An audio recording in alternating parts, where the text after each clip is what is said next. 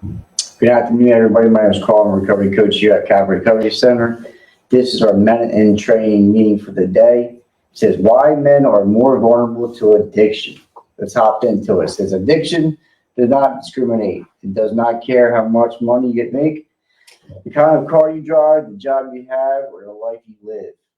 While it does impact people of all genders, ages, and walks of life, statistics have shown that men are more vulnerable when it comes to all aspects of addiction, including substance use and abuse, the development of substance use disorder, and even overdoses. As a result, it leads to one very important question: what makes men more vulnerable to addiction?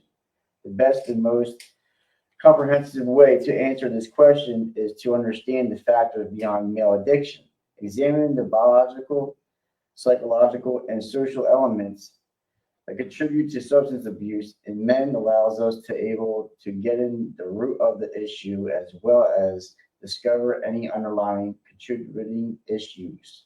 In this blog, we will explore the nature of addiction in men, highlight gender-based differences, and look at how for some of the things that provides men in recovery with access to addiction treatment and mental health resources to promote optimal outcomes. So he goes on to say, understanding substance abuse in men. As we touched on in the intro, men are affected by all aspects of substance abuse and addiction at a much higher rate than women. In fact, according to data from the National Institute of Drug Abuse, NIDA, men are more likely than women to use almost all types of illicit drugs, and their rates of emergency department visits and overdoses deaths are also higher. I never knew that. Substance use often begins earlier in life for men, particularly as societal norms and pressures teach men at a young age that they are expected to be stronger and are therefore supposed to bottle up their problems. This can lead to unhealthy coping mechanisms and for self-medication through the use of substance abuse. Yeah, I heard that before. I look at it too. Society looks at like men should be strong, men shouldn't express their feelings and emotions. We bottle this up, and that can lead more to substance abuse and some type of mental illness and stuff like that. Because I think everybody, men, women, whoever, needs to express their emotions and feelings in a healthy way. Instead of going to drugs and alcohol, and that's it. I hear many stories like that. I grew up this way, and we ain't supposed to say anything about our problems and what's going on in the house. We're supposed to, tough it out, not express our emotions and feelings, and it comes out in the all negative ways. So, men and women are different but same, right? But I didn't know through reading this that we're more prone to the disease of addiction. It says some of the substances that are most commonly abused by men include alcohol, marijuana, cocaine, methamphetamines, prescription opiates, and heroin. It says difference between women and men in recovery.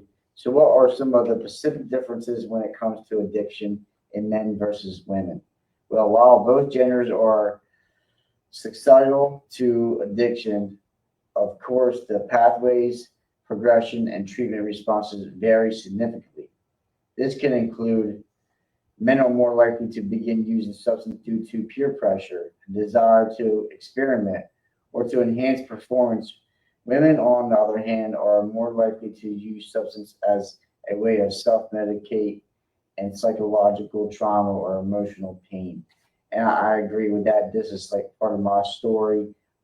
Use substance to, not really peer pressure. People did, offer to me. They didn't really have to pressure me into it, but to experiment. And that happened to me in my active addiction early on in my life. So that definitely played a part in mine. It says progression. Women are often progress from first use to addiction more quickly, a phenomenon known as telescoping However, men tend to use in larger quantities over longer periods, often leading to more physical health consequences. So we use, you know, larger quantity, and our progression is faster. Says mental health factors. Men may experience co-occurring disorders such as depression, anxiety, or PTSD, but are less likely to seek help due to stigma or internalized beliefs about masculinity. Yeah, so we create things happen mentally and physically, and we create depression, anxiety, and PTSD through our drug use. And so to put this facade on, like I don't need help, or I'm not asking for help, that pride, that ego, I think that's more prone to the men than women are. Just opinion, but yeah, I'm not asking for help out of pride and ego, and I know from experience, like that caused me more pain and more suffering until I was beaten and I became willing to ask for help. I started to get better. It says help seeking behavior. Women are generally more likely to reach out for professional treatment, whereas men often delay or avoid it due to fear of appearing weak. Wow. Yep. And that's another thing, asking for help or seeking, uh, you know, help from others, that can look weak to somebody, which is not. It's just our perceptions, uh, and how we perceive things. Everybody needs help.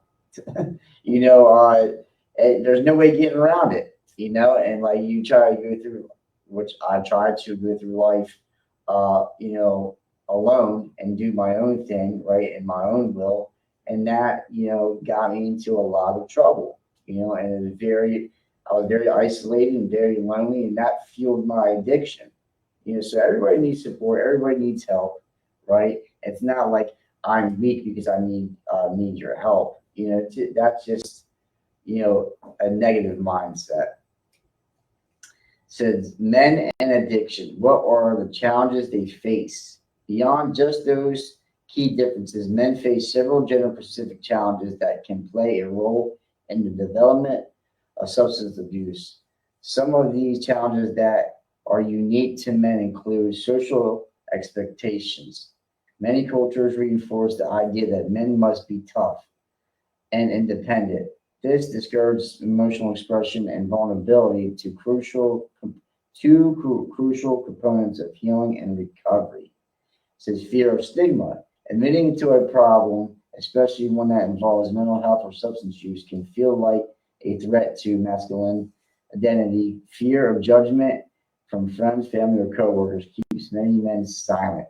Yeah, we don't talk about things, man. Fear of being judged and fear of stigma. Um, we have to reach out. That's the only way we can get better is to like, push through that fear. 'Cause I know for me, fear can run my life. I was just doing some work on myself, and through that, I was just talking about fear and how fear ran my life and how fear kept me stuck. And like fear of asking help and being judged and stuff like that. That does go through our heads. You know what I mean? And we're not weak because we ask for help, or we think that that stigma of being an addict.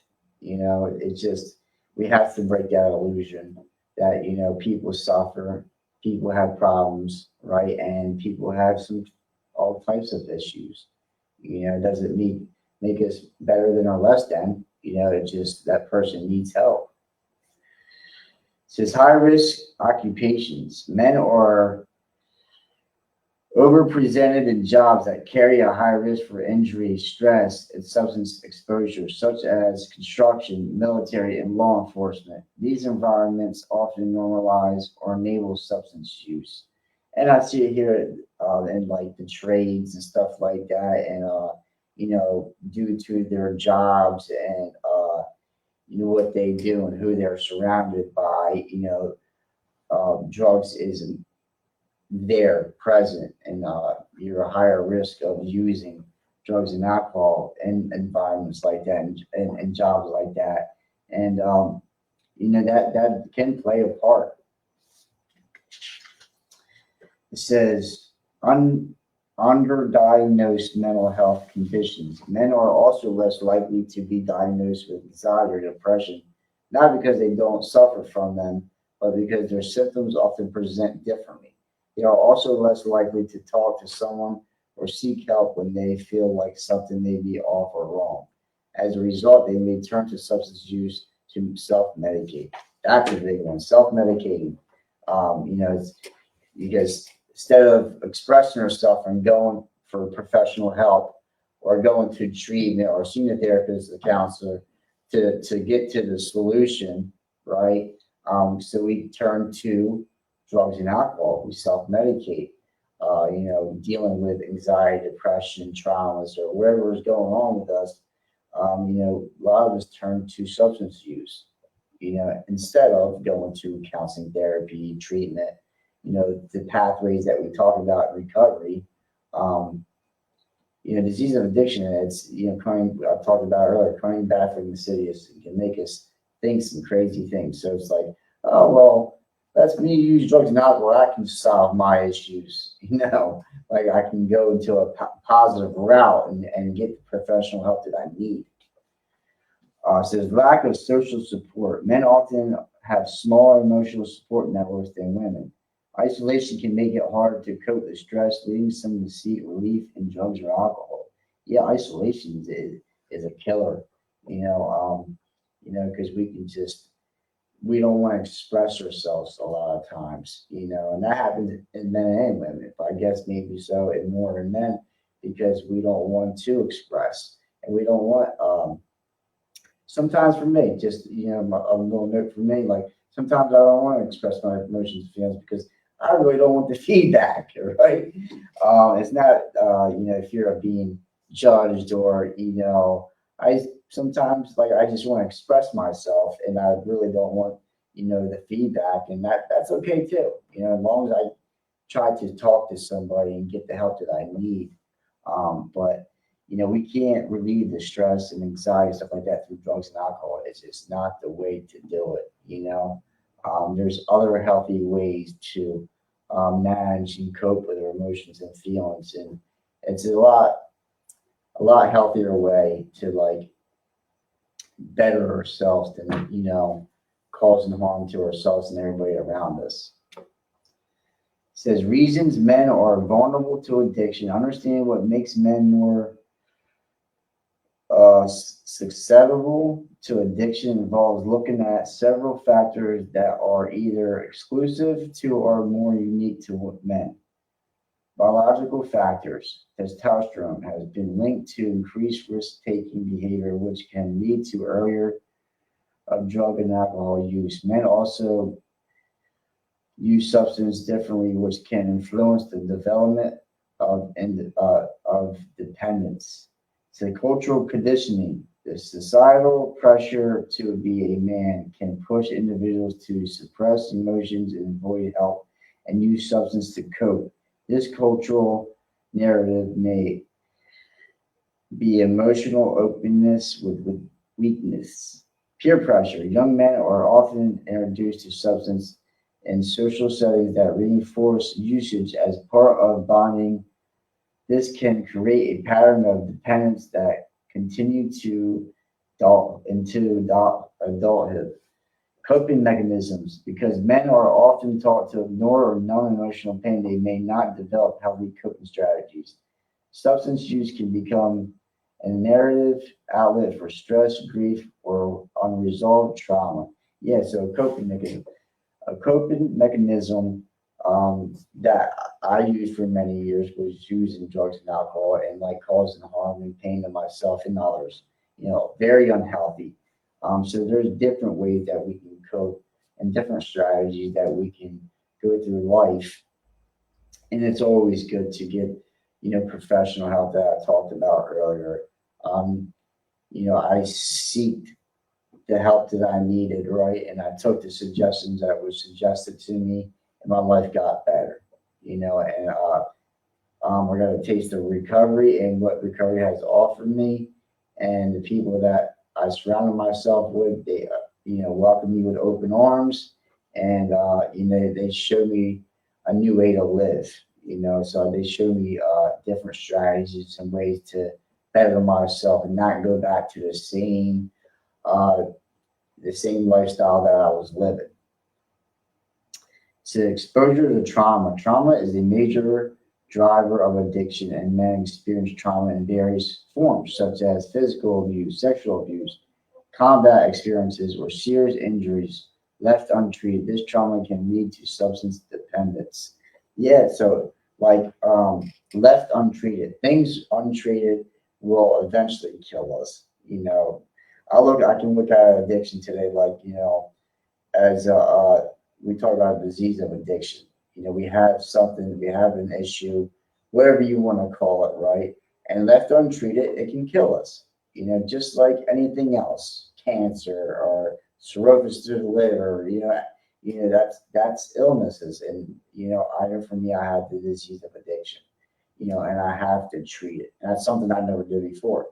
How I would treat my disease of addiction, right? With more drugs and alcohol, which didn't work. So I have to treat my disease of addiction, and that's through going to support groups, 12-step groups, counseling therapy, family therapy. There's all types of things, and sometimes medication's needed. We have to find out what works for you. And for me and for Cap Recovery Center, I think we talk about multiple pathways. We have to find out what works for us, what can keep us on the path of recovery, and I know for me, I found a way to, maintain and to, cope with my disease of addiction, cope with the stuff that I was going through in a lot healthier way. It says causes and risk factors of addiction in men. While, as we mentioned, addiction can affect all sexes, several risk factors are particularly prevalent in men, including genetics. A family history of substance abuse can significantly increase the likelihood of addiction. To the early exposure, men who begin drinking or using drugs in their teens are more likely to develop lifelong problems. Childhood environment. Growing up in a home with neglect, violence, or substance abuse can set the stage for future addiction. It says mental health disorders, co-occurring conditions like ADHD, depression, bipolar disorder, PTSD are often underdiagnosed in men and may lead to self-medication. Relationship issues, breakups, divorces, or trouble forming secure relationship can trigger emotional distress and substance use. I think this goes for not just for men, right? I think for men and women. It says life stressors, unemployment, financial strain, and high pressure careers can contribute to chronic stress, one of the most common uh, pressures to addiction. There's a lot of things. These are different factors that can play a role, or why they played a role in my drug and alcohol abuse. It says, genetics and early exposure and childhood. There's many factors, right? And since I've been in recovery, I've started to address that kind of stuff. Like why I kind of started using drugs and alcohol in the first place. Was it like, not having a father in my life, or was it lack of guidance? I was very rebellious and self-righteous, and I wasn't willing to listen. There's many factors that played a part of me starting using drugs and alcohol in the first place. And in recovery, I start to recognize, and I'm more aware of this stuff, and I get to see my patterns and not to repeat the same mistakes that I did before. As I start to change and grow and move forward from my old self. And the only way to do that is to put work in. I have to put work in. I can't just stop using drugs and alcohol and leave a disease of addiction untreated, just like mental health. I have to, because I know for me it's co-occurring, right? The drug use and the mental health, it correlates together, and I can't focus on one and not the other. I have to really treat all aspects of my issue that I have. It says the benefits of specialized addiction treatment for men. It says addiction treatment is not a one size fit all thing. That's why specialized treatment options, including gender specific treatment programs, are so important. What works for one person, or in this case, one group of people, may not work or be as impactful for others. Some of the benefits of men only treatment programs include peer support. Being surrounded by other men who share similar struggles fosters connection and reduces isolation. Yes, peer support is very important. For me, I'm a CPRS here. I'm a recovery coach. Um, so we're here all about peer support. We're here to help each other to get better, and it ends isolation, and it really builds connection, and let each other know that we're not alone in this journey of recovery. Targeted therapy programs can focus on male specific topics such as anger management, fatherhood, performance, pressure, and healthy masculinity. That's a good word. um, we try to focus on different aspects of what's going on instead of we can overwhelm ourselves. We, try to address everything, and we do address everything, but like try to focus on one topic at a time. I think we can have a better outcome. It says freedom from gender dynamics. Without the pressure of mixed gender interactions, men may feel more comfortable discussing deeply personal issues. Yes, sometimes we're not open to talk to the other sex. We can be more on an intimate level with another guy of like expressing myself. We're more comfortable, and that changes for everybody. It all depends on the individual and how comfortable they are, who they want to talk to, and that's fine also.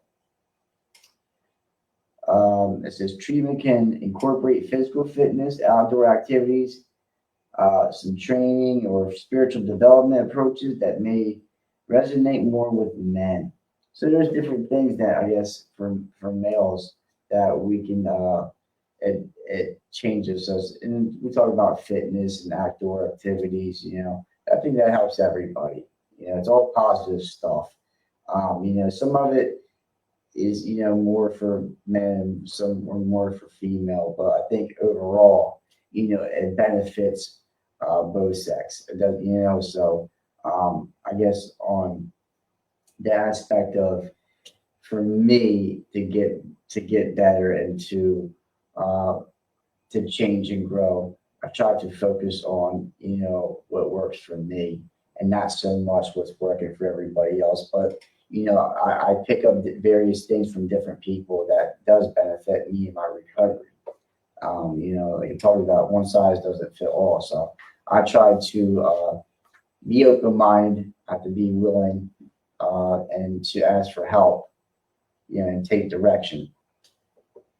So that was our men in training meeting for the day. This is why men are more vulnerable to addiction. My name is Carl, I'm a recovery coach here at Capital Recovery Center. Until next time, we'll see you later.